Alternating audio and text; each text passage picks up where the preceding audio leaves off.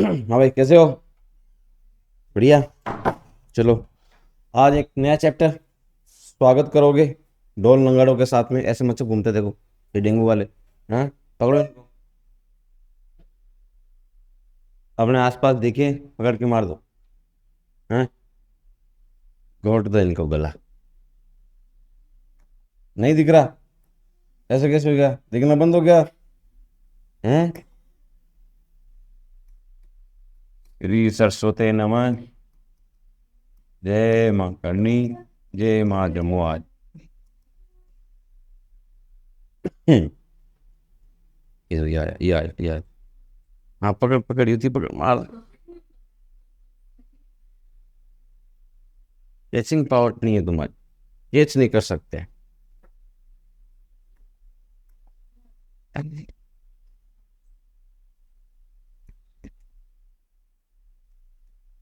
Structural organisation in animal. ठीक है, नया चैप्टर है भाई, स्वागत करो थोड़ा सा इसका। हाँ, ये ऐसे किसने किया स्वागत? हैं? प्राणियों में संरचनात्मक संगठन। प्राणियों में संरचनात्मक संगठन। ठीक है, छोटा सा चैप्टर है। इसमें पहले ओल्ड एनसीईआरटी की बात करें तो इसमें पहले आपके कॉकरोच भी हुआ करता था।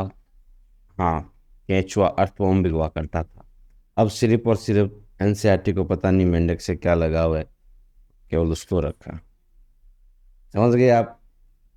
तो इस चैप्टर में हम किसकी बात करेंगे? हाँ, मेंढक अंकल की। प्रो मेंढक अंकल हमारे साथ में बने रहेंगे एंड तक। क्लियर? चलो, अब इसमें हम सबसे पहले क्लासिफिकेशन की बात करें, वर्गीकरण की बात करें इसके, मेंढक की।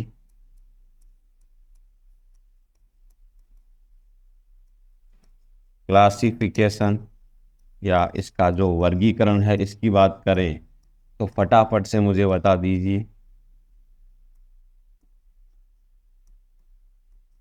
फाइलम, किंगडम, फाइलम, सब फाइलम,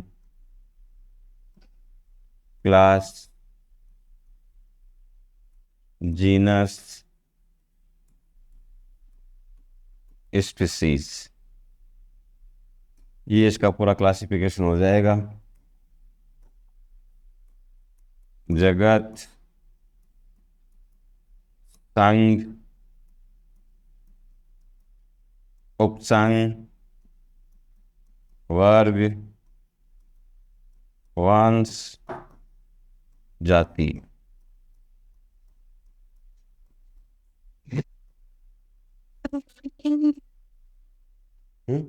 नहीं नहीं, वो मेन मेन चीज है जो छोटा संक्षिप्त, ऐसे तो फिर बहुत ज्यादा डीप चला जाएगा।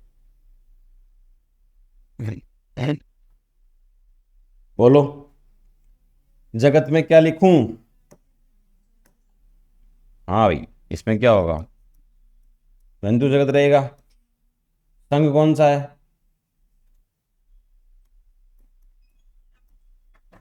संघ कौन सा है? फाइलम। अभी हमने एनिमल किंगडम पढ़ा है जस्ट थोड़े दिन पहले, जंतु जगत पूरा चैप्टर पढ़ा है ना। फाइलम फाइलम संघ। हाँ हाँ। ना।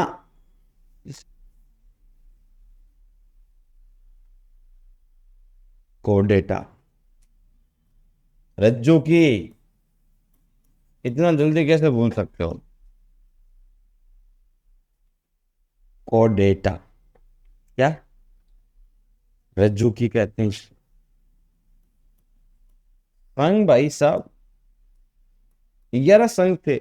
इसमें आप जो बोल रहे हो उभयचरण, कभी ज्ञान, कभी ये तो क्या हो गए, भाग हो गए कोऑर्डिनेट्स। अच्छा, सब फाइलम बताओ। उपसंग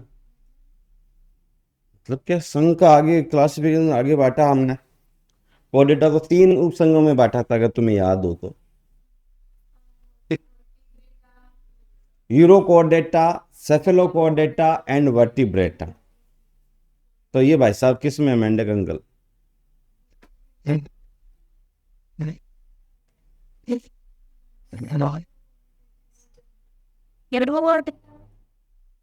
ये वर्टिब्रेट्स में। वर्टिब्रेट्स का हमने फिर आगे फर्दर डिवाइडेशन किया तो आपको पता है एनेथोस्टोमेटा एंड नेथोस्टोमेटा। ठीक है, एनेथोस्टोमेटा और नेथोस्टोमेटा। तो ये किस में था?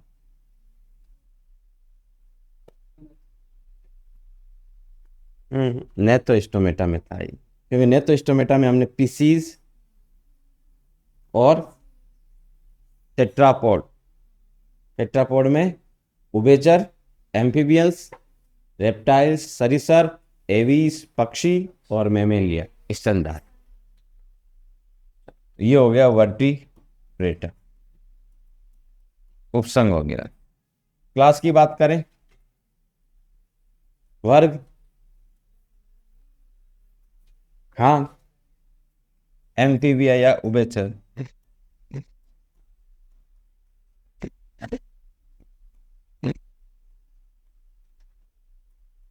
एम्फीबियंस या उभयचर जो है।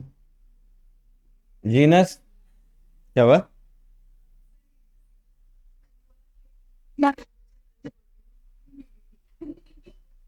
वंश क्या हो जाएगा इसका? वंश हो जाएगा इसका राना, क्योंकि इसका साइंटिफिक नेम क्या होता है? Rana tigrina, Rana tigrina. NCERT book में हमने जब एनिमल किंगडम पढ़ा था तब दो डायग्राम दे रखे हैं, एक सैलामेंडर का और एक फ्रॉग का। ठीक है, ये हमारा इंडियन फ्रॉग, भारतीय मेंढक राना टिग्रीना, रांडा मत कर देना, ठीक, राना टिग्रीना। और जाति क्या हो जाएगी? टिग्रीना। ये हमारे पास, हमारे सामने क्या आ गया बेटा? क्लासिफिकेशन ऑफ फ्रॉग, मेंढक का वर्गीकरण आ गया। इसमें किंगडम से लेके और स्पीसीज तक। क्लियर है? ध्यान रहेगा, नोट करो फटाफट।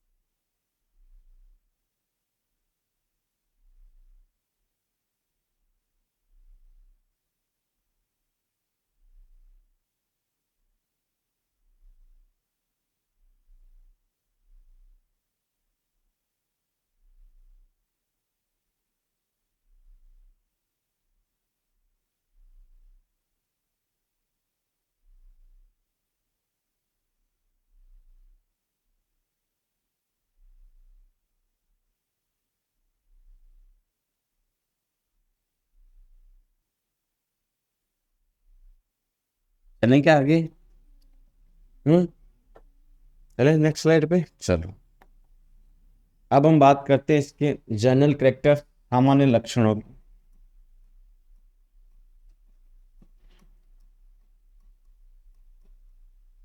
सामान्य लक्षण, ठीक है। तो सबसे पहला पॉइंट आप ध्यान में रखना बेटा, यह है प्योर यानी शुद्ध जल। मेंढक जो है वो शुद्ध प्योर जल व लवणीय,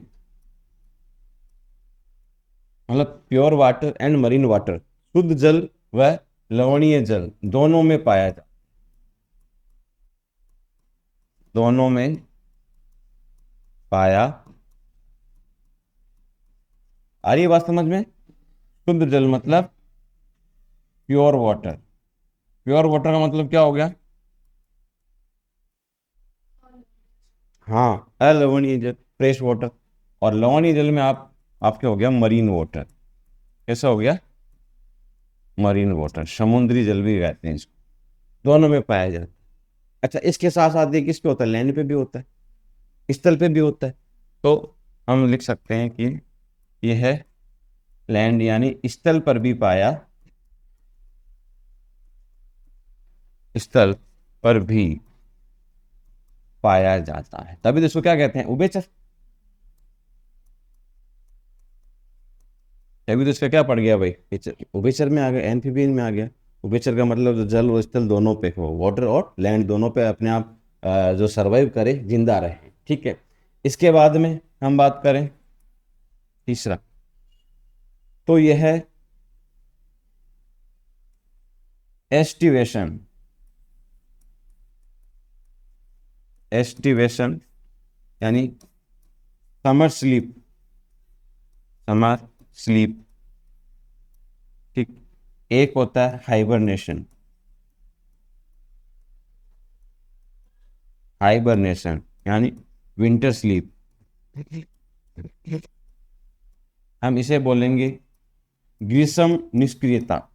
क्या कहेंगे? ग्रीष्म निष्क्रियता। ये सब मैंने आपको एनिमल किंगडम उस समय पढ़ रहे थे, पढ़ाया था। और इसे कहेंगे शीत निष्क्रियता, शीत निष्क्रियता, हाइबरनेशन। क्या होती है बेटा, बता सकते हो? मतलब ये क्या होता है? ये निष्क्रिय हो जाता है।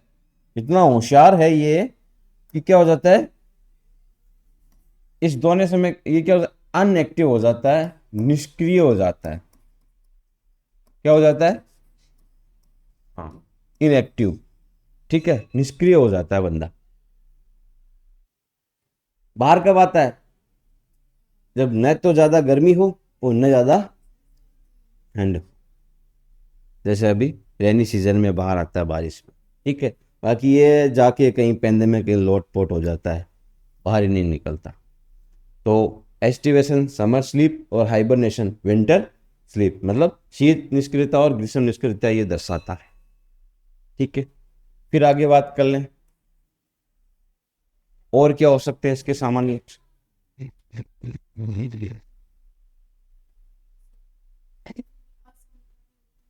हाँ, वेरी गुड। कैसे होते हैं? असमतापी, मतलब यह असमतापी, मतलब इनका जो ब्लड है वो कैसा होता है? कोल्ड। असमतापी होते हैं। अब आपको असमतापी का मतलब पता ही है। ये अपना जो बॉडी टेम्परेचर है, ये बाहर के जो एनवायरमेंट, जो टेम्परेचर है एटमॉस्फेयर, उसके अनुसार क्या कर लेता है? चेंज कर लेता है। तो ये असमतापी हो गया, कोल्ड ब्लडेड हो गया। एक फिर बात करें तो ये है छद्मावरण। मैंने बताया था आपको, छद्मावरण, कॉमोफ्लेज, छद्मावरण प्रदर्शित करता है। क्या होता है?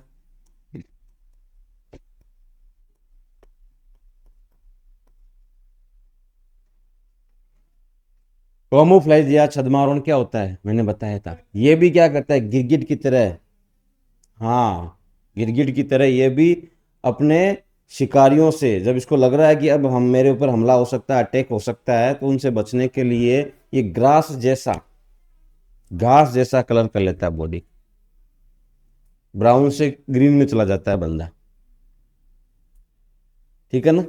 तो ये इसके कुछ जनरल फीचर है, जनरल करेक्टर, सामान्य लक्षण है जो आपको पता होना चाहिए। नोट करो इसको।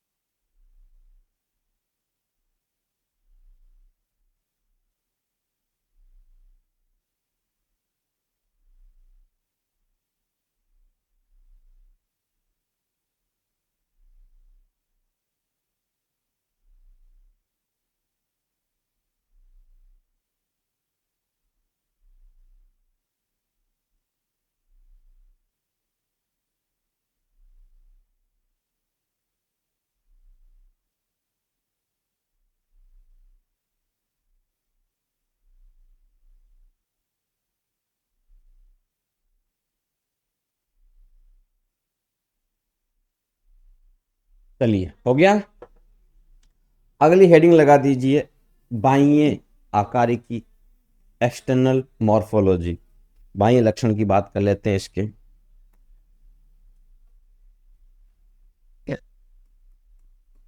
एक्सटर्नल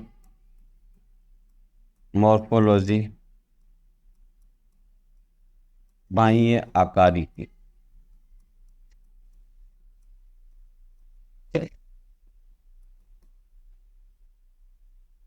इसकी बात कर लें, फिर एनाटॉमी में बाद में चलेंगे। ठीक है। तो क्या आपने पढ़ा एनिमल किंगडम में जो आप बता सकते हो इसके कुछ एक्सटर्नल फीचर्स, मॉर्फोलॉजी? भाई देखो, पढ़ा है हमने फ्रॉक को, इसलिए पूछ रहा हूँ बार बार। तुम सोचते हो कि सर पता नहीं क्यों बार बार।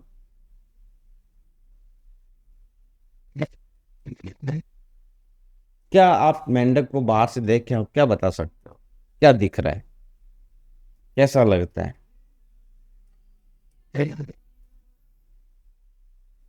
है? हाँ ठीक है। हाँ भाई, पहला पॉइंट, इसकी जो बॉडी है, फ्रॉग की जो बॉडी है, वो हेड एंड ट्रंक में डिवाइड होती है, सिर और धड़ में विभाजित होती है।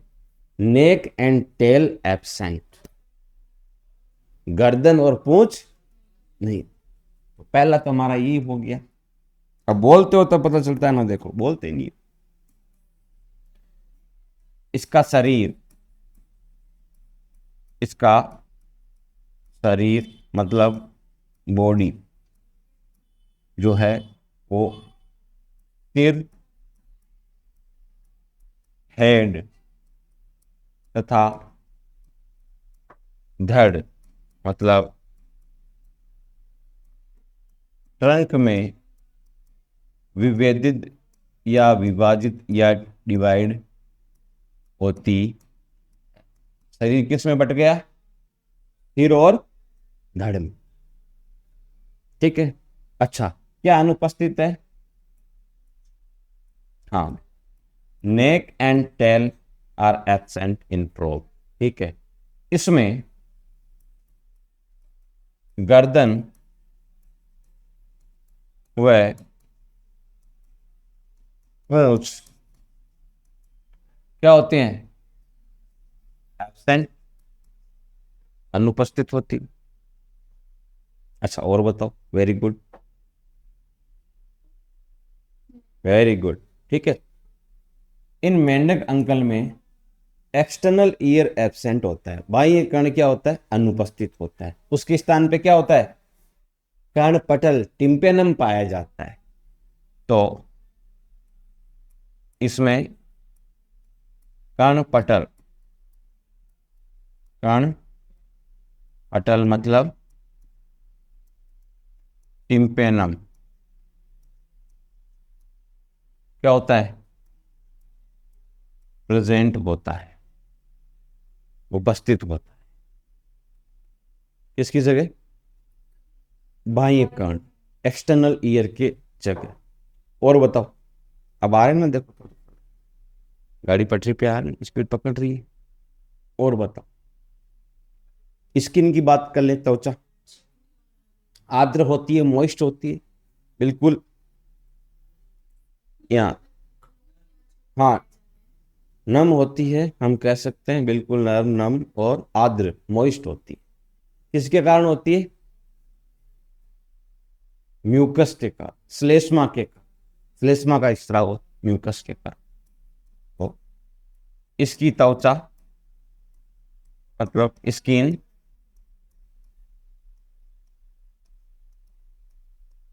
इसकी त्वचा कैसी होती है? आर्द्र मतलब मॉइस्ट, जिसे हम नम भी कह सकते हैं। ठीक है। मतलब स्लिपरी, लाइक चिपचिपी भी हम कह सकते हैं। तो इसकी त्वचा आर्द्र होती है। किसके कारण? श्लेष्मा, म्यूकस, म्यूकस के कारण। ना तो बॉडी पे, इसकी त्वचा पे, स्किन पे स्केल पाए, सल्क पाए जाते हैं, और ना ये कैसी होती है? रफ होती है। कैसी होती है? आर्द्र होती है, मोइस्ट। कारण है श्लेष्मा म्यूकस का, ये रिलीज करता है इस तरह। अच्छा, ये वाटर एब्जॉर्ब करता है बाय स्किन। क्या करता है? वाटर एब्जॉर्ब करता है, जल का अवशोषण करता है त्वचा के द्वारा। तो ये भी लिख सकते हैं, त्वचा के द्वारा, त्वचा के द्वारा जल का अवशोषण करता है।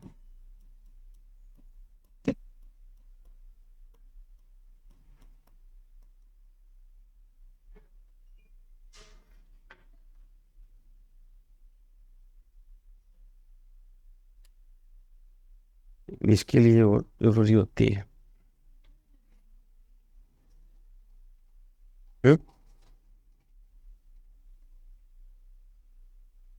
राइट।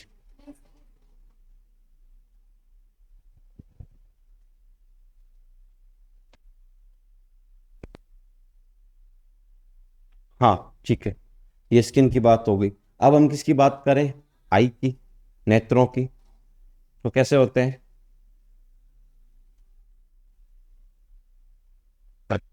कैसे होते हैं भाई? आंखें कैसी होगी मेंढक अंकल की? मैं आपसे ये पूछना चाह रहा हूँ।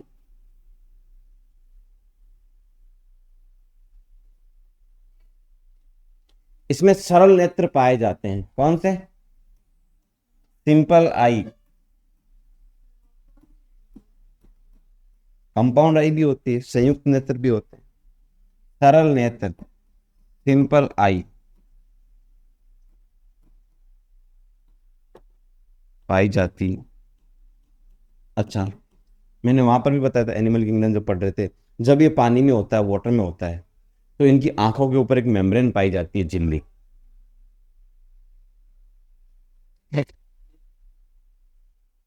है? सरल नेत्र पाए जाते हैं जब मेंढक जल में होता है, तब इसकी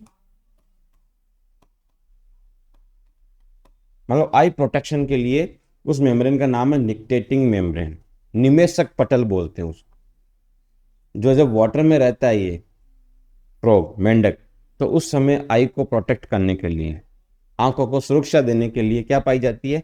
निक्टेटिंग मेम्ब्रेन यानी निमेशक पटल झिल्ली पाई जाती है इसकी आंखों पर। निमेशक झिल्ली, निमेशक झिल्ली या जिसे कहते हैं निक्टेटिंग मेम्ब्रेन, निक्टेटिंग मेम्ब्रेन पाई जाती है, जो आंखों की सुरक्षा करती है। आगे बात समझ में? फिर बात करें, अभी वापस हम पीछे आ जाएंगे, देख लेंगे, कंटिन्यू करते हैं। और क्या है?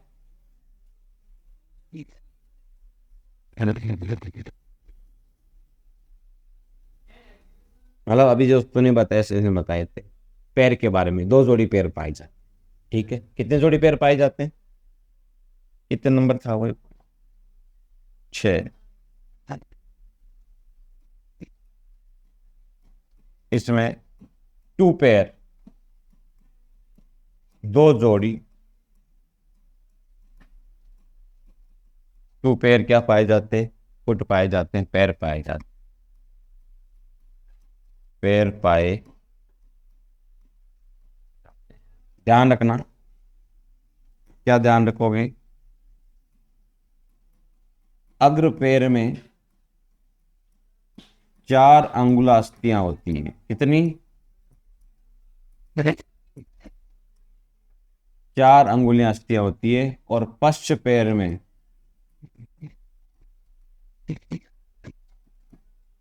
5 अंगुलास्थियां, ये ध्यान रखो, पाई जाती।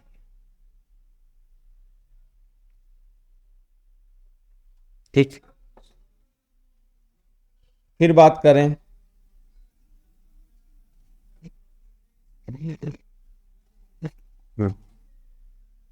नंबर 8, तो मेंढक में इसमें लैंगिक द्विरूपता,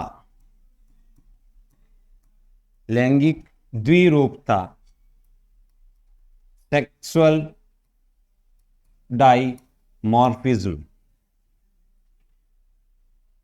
लैंगिक द्विरूपता, सेक्सुअल डाइमॉर्फिज्म पाई जाती है। अब मैंने इस वर्ड का यानी इस शब्द का भी आपको अर्थ बताया एनिमल किंगडम में। क्या होती है लैंगिक द्विरूपता?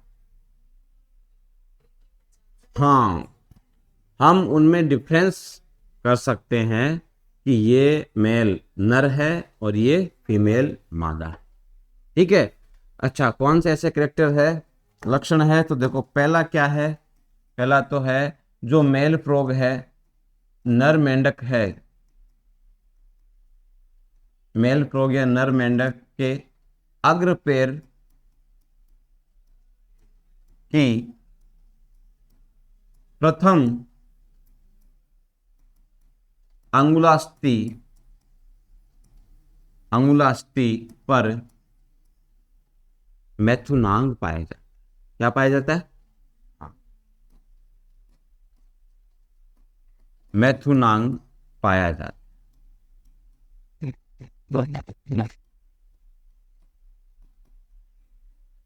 कहीं बैठे हो और दो फ्रॉग आपको देख, किसने कहा यार ये मेल फ्रॉग है या फीमेल, कैसे पता करेंगे? पहले उसको पकड़ना, पकड़ के उसको उल्टा करना, उल्टा करके उसके जो पैर है ना, उस पैर की जो प्रथम अंगुलास्थि है उस पे क्या पाया जाएगा? मैथुनान एक्टल पोड पाया जाता है, दिख जाएगा वो। तो उसको पकड़ के बोलना ये क्या है, मेल या नर मेंढक। दूसरा पहचान का तरीका, जो नर मेंढक है, जो नर मेंढक है इसमें ध्वनि कोष, वोकल सैक, ठीक है, या वॉइस सैक या वोकल सैक, ध्वनि कोष पाया जाता है। अब देखो ध्वनि यंत्र, ध्वनि यंत्र की बात करें वो तो दोनों में होता है, मेल और फीमेल फ्रॉग दोनों में। तो आवाज तो दोनों ही निकालते हैं, ऐसा नहीं है कि मेंढक की चुपी रहती है। है? ऐसा नहीं है कि मेंढक की चुपी रहती है कि फीमेल फ्रॉग बोलती नहीं है, नहीं, दोनों बोलते हैं। दोनों अपनी बातचीत जारी रखते हैं, दिनचर्या जारी रखते हैं, नॉर्मल बातचीत करते हैं, कल क्या करना है, कल कौन सा टेस्ट देना है, एग्जाम देना है, वो भी सब बातें करते हैं, ठीक है। लेकिन नर मेंढक में ध्वनि कोश, रात में आपने सुना होगा जोर जोर से बात करते हैं, ट्र ट्र ट्र कई बार आवाज आती है, तो वो ये चिल्लाता बेवकूफ, मेल फ्रॉग, ठीक है। हाँ, तो नर मेंढक में ध्वनि कोश पाया, वॉइस सेक जो होता है, मादा या फीमेल फ्रॉग में नहीं होता।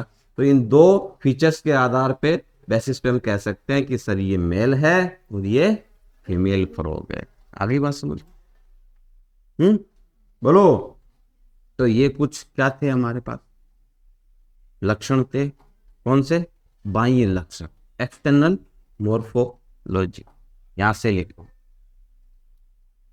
छापो इसको।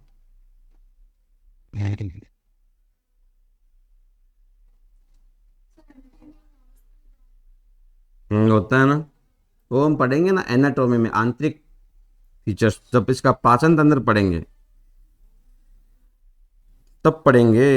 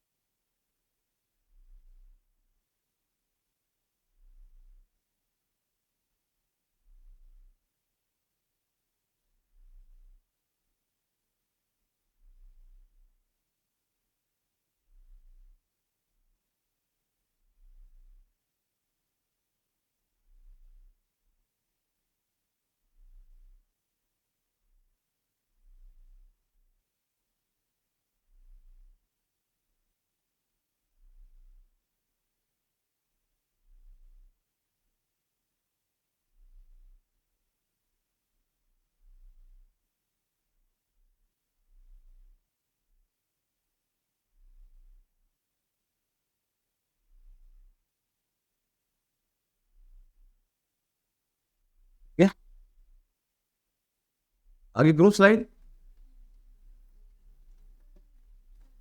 लिखो लिखो लिखो, वो लिख रहे हैं मोहित वगैरह, लिख लो।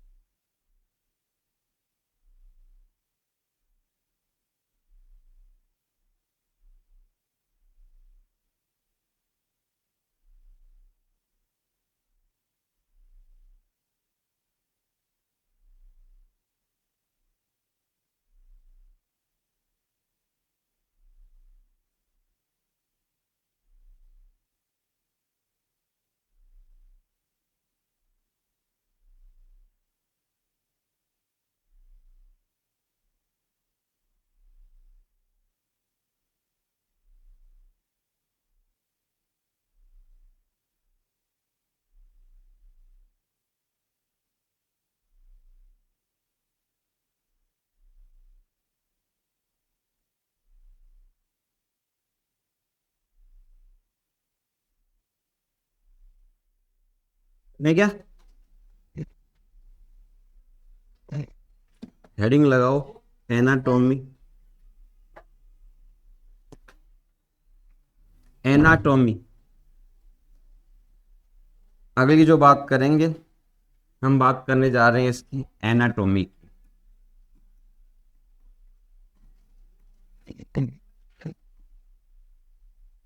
आंतरिकी संरचना।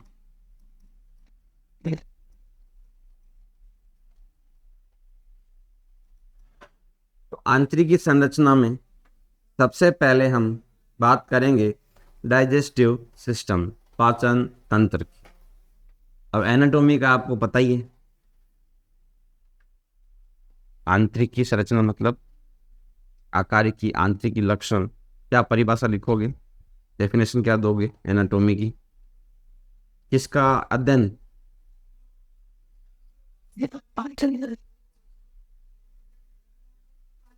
हाँ, आंतरिक संरचनाओं का जो अध्ययन होता है, study about internal structure of organism is called anatomy. ठीक है, तो पहला इसमें लगाओ डाइजेस्टिव सिस्टम, पाचन तंत्र। देखो भाई, मेंढक अंकल है ना, थोड़े बहुत ही अलग है हमारे से। ठीक है, लगभग सेम से फीचर लेके चल रहे हैं ये भी। तो इन्हें अलग नज़रों से ना देखें, इनसे डरे नहीं, लगभग हमारा जैसा ही इनका भी पैटर्न है। ठीक है।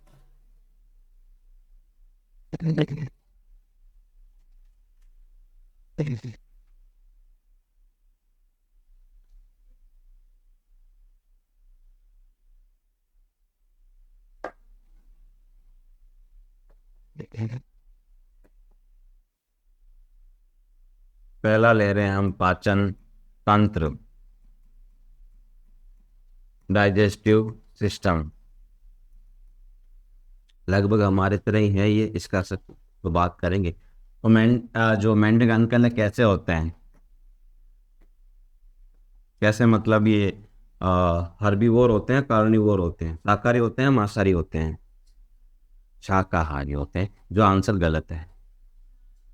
मेंढक अंकल खुद क्या होते हैं, कार्निवोर होते हैं, मांसाहारी होते हैं, बट इसका जो टेडपोल लार्वा होता है वो क्या होता है, शाकाहारी होता है। हाँ, कीट भक्षी होता है।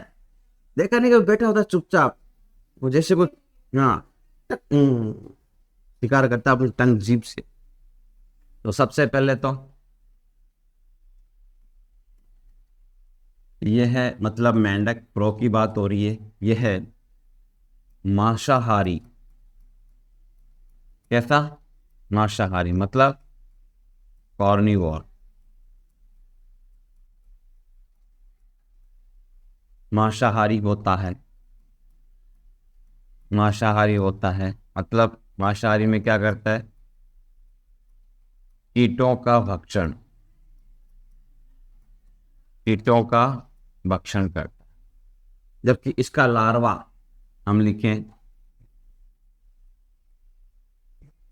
मेंढक का लार्वा, इसका लार्वा मतलब टेडपोल कैसा होता है, ये शाकाहारी होता है, ये शाकाहारी होता है, हर्बीवोर होता है।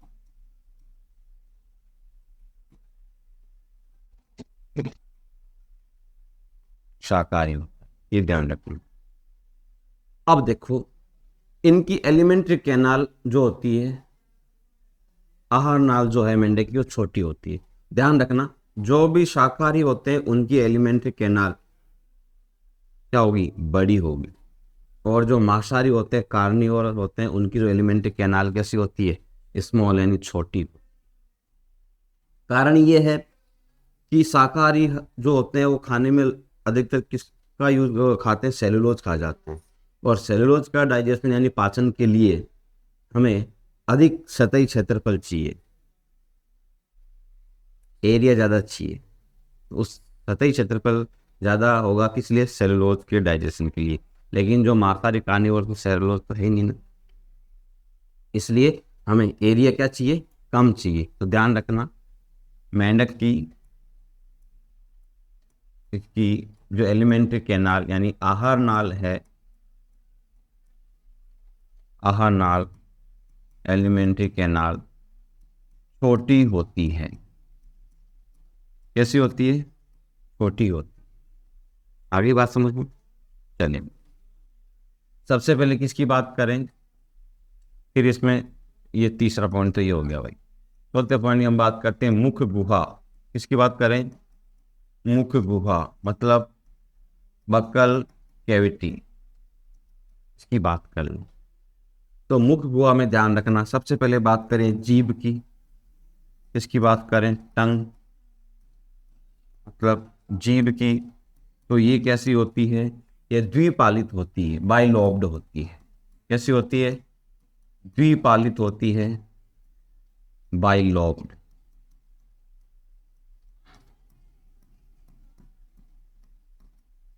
अगली बात समझ में, कैसी होगी, द्विपालित। जीभ के बाद में बात करें किसकी, दांत की। किसकी बात करें, टीथ। तो हमारे अंदर तो अलग अलग प्रकार के होते हैं, लेकिन मेंढक में कैसे होते हैं, समान प्रकार के, सभी दांत समान प्रकार के होते हैं। तो उसे बोलते हैं समदंती, होमोडोंट। ठीक है, हमारे दो बार आते हैं, द्विबार दंती होती है, एक दूध के दांत और एक स्थायी दांत। लेकिन यहाँ पे बहुबार दंती बार बार आते हैं, बहुबार दंती पोली पायोडोंट। हमारे दांत गर्त मसूड़ों में जो है वो धसे होते हैं, इनके नहीं धसे होते हैं, डायरेक्ट जबड़े में हड्डी से चिपके होते हैं, उसे कहते हैं एक्रोडोंट। क्या बोलते हैं? एक्रोडोंट। ये दांत की बात हो गई। और क्या होता है बकल कैविटी मुख गुहा में? लार ग्रंथियां, स्लाइवा ग्लैंड्स,